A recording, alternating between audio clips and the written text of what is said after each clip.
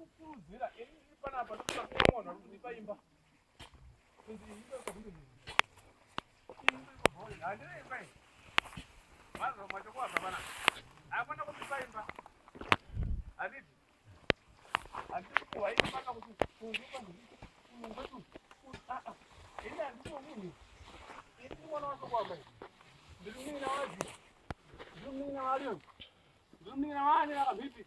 ndiri mnina wese wamunoziva kwacho kwamba ndiri hanzadzi yadhorika ndiri hanzadzi yakuwa ndiri hanzadzi yajanet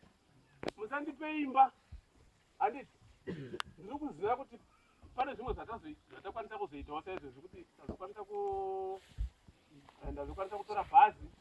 iro renyara dzenyu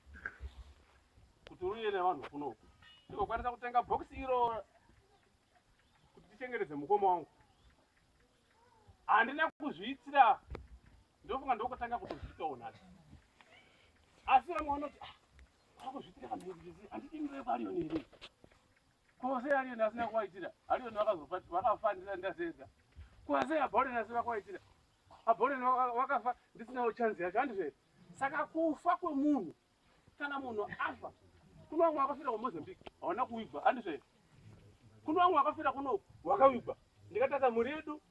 ndine mwana wamukoma wangu maimzi vanozvikwaira kuhondo mwana wamukoma inoki mumuzi vako akagirwa here kenias hapana